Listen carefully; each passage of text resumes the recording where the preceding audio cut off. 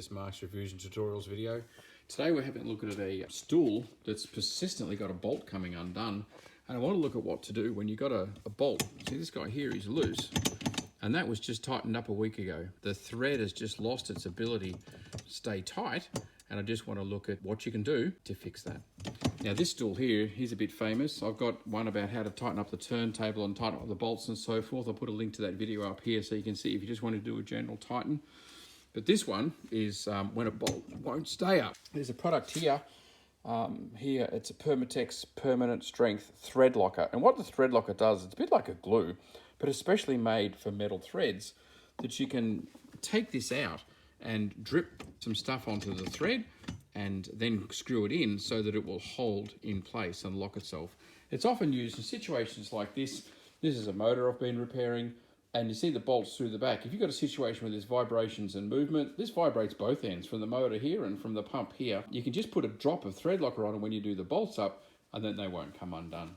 So it's going to work in the same way. The first thing I do is pull the bolt out and have a look at it. You can see there's a fair bit of wear. This always tightens up to the same spot, and it has metal rubbing on the same spot. You can see there's a fair bit of wear. I can even feel it when I rub my finger on it. I can feel there's a bit of a divot there. This, though, can be fixed with the Threadlocker. Of course, the other repair is to replace the screw, but to get one that's got the same countersink and a black head and all the rest of it may or may not be difficult, but you take that screw down to a hardware store and you could certainly match it as another way to go. But this one, I'll just put the Threadlocker onto and we'll give them a repair. So the place where it's worn is actually where you want to end up putting this stuff. It's nice and gooey, so it'll tend to stick on. And that there is heaps. There's no way you want to put on any more than that. And then it's a matter of guiding it in where it needs to go and trying not to push all of that stuff off. Because obviously this is only going to work if the Threadlocker part comes in contact where the thread is actually in contact with the metal. So then do it up. Or in this case, the thread is so far gone, what's it going to do up? No, this is actually a little bit too far gone, but still going to give it a go anyway. So you do it up as far as it'll go and then let it hold.